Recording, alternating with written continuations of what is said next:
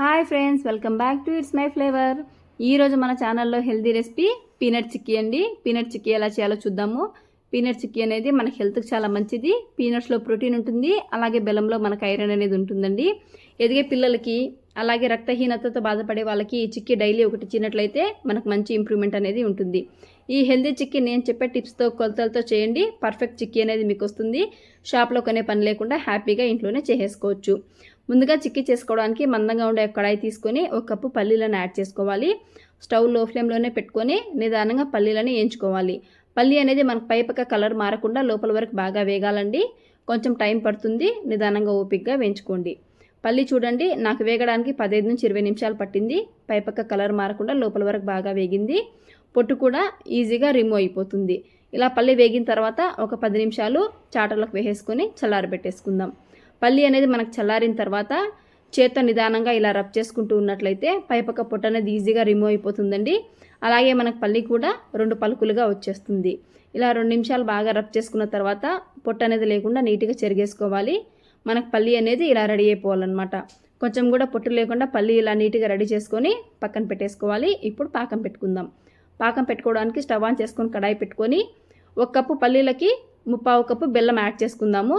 మనకు బెల్లంలోకి వాటర్ ఏమి యాడ్ చేయాల్సిన అవసరం లేదండి. డైరెక్ట్గా బెల్లమే పాకం పట్టేసుకుందాం.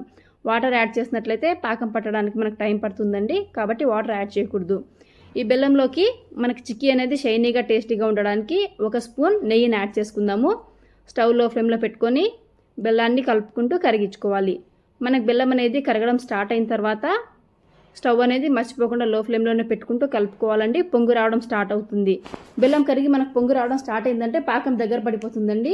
బెల్లం ఇలా ఉడకడం స్టార్ట్ అయిన తర్వాత కొంచెం కలర్ చేంజ్ అవ్వగానే పాకం అనేది మనం చెక్ చేసుకోవాలి. చూడండి, పాకం అనేది మనకు కలర్ చేంజ్ అయింది కదా. ఇప్పుడు ఒక కప్లోకి కొంచెం వాటర్ తీసుకొని దాంట్లోకి మనం బాయిల్ చేసి పెట్టుకున్న బెల్లం పాకాన్ని యాడ్ చేద్దాం. ఒక 10 సెకండ్స్ వెయిట్ చేయాలండి. ఈ పాకం అనేది వాటర్లో చల్లారాలి. పాకం చల్లారిన తర్వాత ఒకసారి పాకం ముక్కను తీసుకొని చూసినట్లయితే మనకు అప్పలాలు ఎలాగైతే విరుగుతాయో అలా విరగాలండి. మనకు సౌండ్ కూడా వస్తుంది. ఇలా పాకం చల్లారిన తర్వాత వించినట్లయితే కొంచెం కూడా సాగకుండా పలుకులుగా విరగాలన్నమాట. ఇలా పలుకులుగా విరిగితేనే మనకు పర్ఫెక్ట్ పాకం అనేది వస్తుంది. ఇలా పాకం పెట్టుకుంటేనే మనకు పర్ఫెక్ట్ చిక్కీ అనేది వస్తుందన్నమాట. ఇలా పాకం విరిగింది చూడండి. పాకం అనేది మనకు పర్ఫెక్ట్గా రెడీ అయింది. దీంట్లోకి మనం ముందుగా వేయించి పెట్టుకున్న పల్లీలను యాడ్ చేసుకుందాం.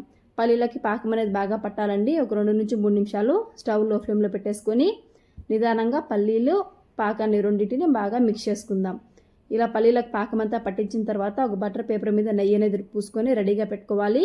ఈ పేపర్ మీదకి మనం ముందుగా రెడీ చేసి పెట్టుకున్న ఈ పల్లీ మిశ్రమాన్ని యాడ్ చేసుకుందాం. పల్లీ మిశ్రమం అనేది మనకు చల్లారిపోయిందంటే గట్టిపడిపోతుందండి.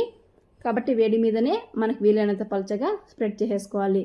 గరిటెతో ఇలా వీలైనంత పల్చగా స్ప్రెడ్ చేసుకున్న తర్వాత ఒక చపాతీ కర్రను తీసుకోవాలండి. చపాతీ కర్రకి కొంచెం నెయ్యి కానీ ఆయిల్ కానీ అప్లై చేసేసుకొని మనకి ఎంత వీలైతే అంత పల్చగా స్ప్రెడ్ చేసుకోండి. పల్చగా కావాలంటే పల్చగా స్ప్రెడ్ చేసుకోండి, లేదు ఇంట్లోకే కాబట్టి మందంగా కావాలనుకుంటే మందంగా కూడా చిక్కీని స్ప్రెడ్ చేసుకోవచ్చు. మీకు ఎంత వీలైతే అంత పల్చగా స్ప్రెడ్ చేసుకోవాలండి. వేడి మీదే ఈ స్ప్రెడ్ అనేది చేసుకోవాలి. మనకు చిక్కీ అనేది చల్లారిపోతే స్ప్రెడ్ చేయడం కష్టమండి. చిక్కీ అనేది కొంచెం చల్లారిన తర్వాత పట్టుకునే వీలుగా ఉన్నప్పుడు మనం చిక్కీని అనేది కట్ చేసుకోవాలి. పూర్తిగా చల్లారిపోతే చిక్కీ కట్ చేయడానికి కష్టం అవుతుందండి. కొంచెం గోరువెచ్చగా ఉన్నప్పుడే చిక్కీ మీద మనం ఇలా ఘాట్లు పెట్టేసుకుందాం. అన్ఈవెన్గా ఉండే కార్నర్స్ అన్నిటిని కట్ చేసుకొని ఏ షేప్లో కావాలంటే ఆ షేప్లో కట్ చేసుకోవచ్చు.